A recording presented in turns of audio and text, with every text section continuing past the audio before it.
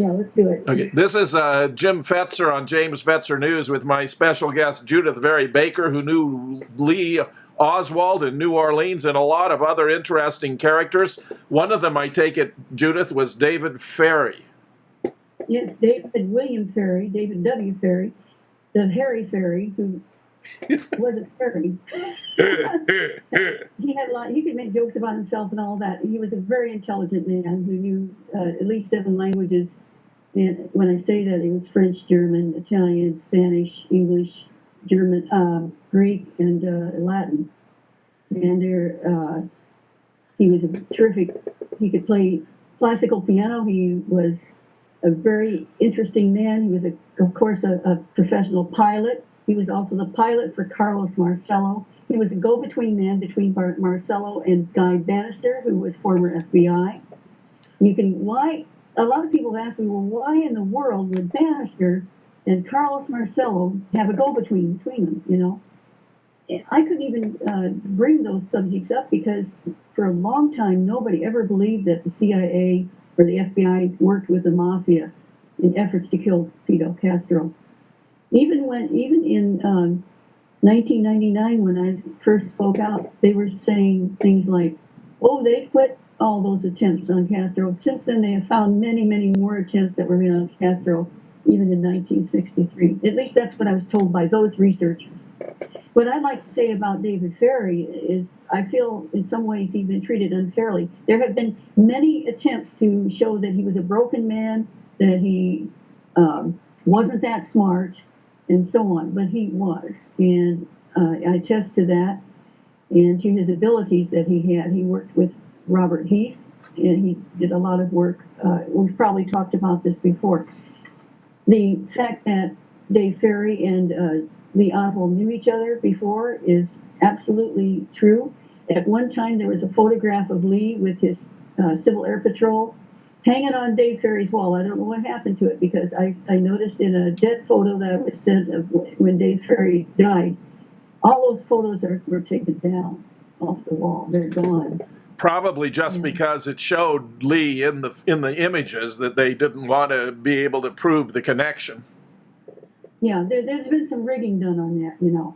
So I wanted to talk about the marmosets, monkeys, and things that we work with. Yes. I was going to ask how you happen to be dealing with a strange fellow like David Ferrie, though your description makes him out to be quite a virtuoso in many respects.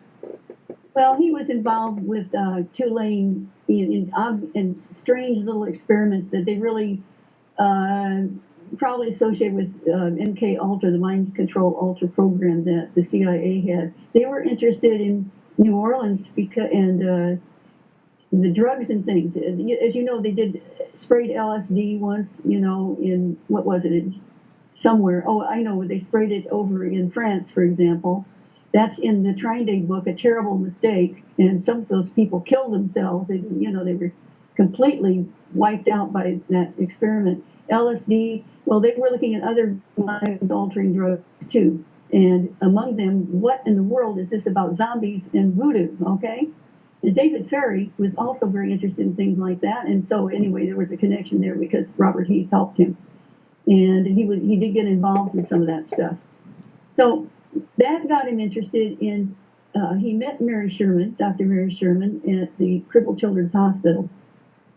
And they became friends. And she's a world-class cancer researcher. Now, one so-called famous guy on the internet keeps saying that she was just an orthopedic surgeon. But actually, when she died, the Wall Street Journal put that she was a noted cancer researcher right on their front page, who'd been found dead. She was found dead, of course, as you surely know, on July 21st, 1964, the day the Warren Commission came to New Orleans to get unsolicited testimonies. They were there before getting the ones they wanted. Now they wanted volunteers to come forward and to speak out. And Mary Sherman was found dead that same day. Do you have any suspicion that Mary Sherman might, in fact, have come forward and that might be the reason for her accidental demise? That was no accidental demise when you find out her right arm was completely missing. Even though her body was badly burned, even her curtains weren't even smoldering.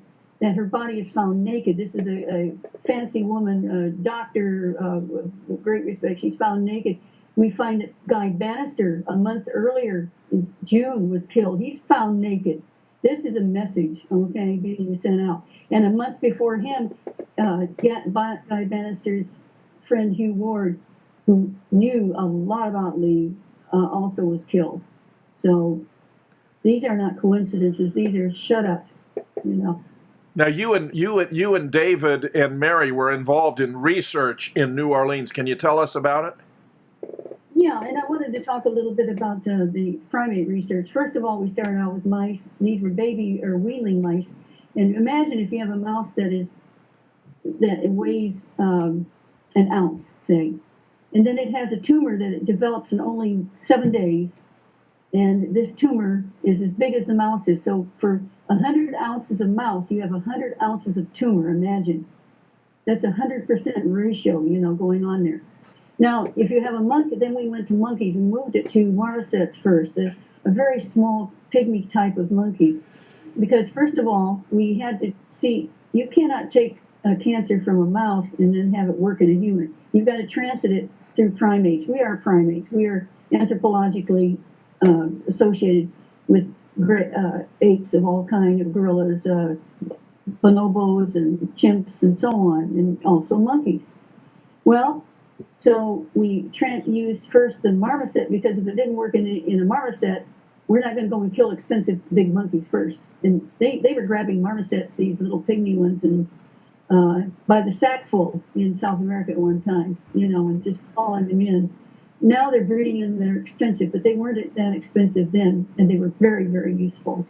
So we have maybe like a little 3-ounce marmoset, and sure enough, they were getting like 1 ounce cancers on them.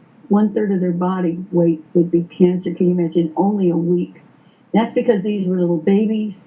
They had no immune system because they were young. See, they're just getting weaned from their mothers, and they didn't have the immune system, and therefore they were susceptible. Well, next we moved to green monkeys. Green monkeys weigh about anywhere from 9 to 12 kilograms. So we're talking about 20-pound monkey, 25-pound monkey. And as you can imagine, if you have 100 of them, that's 2,500 pounds of monkey. 250 pounds of monkey is 100. But where are we here? I'm getting lost. Anyway, if you had 1,000 pounds of monkey, that meant you had about 200 monkeys. See, and so when I say that we worked with thousands of pounds of monkeys, I don't mean we worked with thousands of monkeys, but thousands of pounds of them, because we were looking at the ratio there. If we have 1,000 pounds of monkey, how many pounds of cancer did we get from that round? And as a matter of fact, we're talking about enormous, rapidly developing cancers, and it was incredible how fast they grew, and we knew we had it. And the project you were engaged in here, Judyth, that you're describing had to do with the use of a rapid-growing cancer as a bioweapon to kill human beings? This was dreadful. My idea was, my parents lived in Florida. I was going to school there when Castro aimed nuclear weapons at us. And he was ranting and raving on television, he wanted to kill everybody. And he hated, seemed to hate the United States. They were going for hours. So, yeah, we had a real problem there. And I've been faulted. At that time, I was told that it would maybe stop World War III, that we could save millions of people if we could get rid of Castro. And I didn't consider it murder. I considered it a safe way to defuse all those nuclear weapons. Yeah, you were acting in the interest of national security as you understood it. That's the way, yes. And I was a young person. I believed these strong individuals like Dr. Oxner and what they told me. Why should I doubt them if they're such famous men and they're so powerful and they know what they're talking about? And somebody's going to do it anyway. But I did object when I found out they were going to use it on uninformed persons without their consent, and that ruined my whole life and my whole career. And I was kicked out of cancer research for it. Judyth, I look forward to continuing our conversations about these and other events in New Orleans during the period you knew Lee Oswald. I want to thank you for coming on with me on James Fetzer News. Thank you, Jim.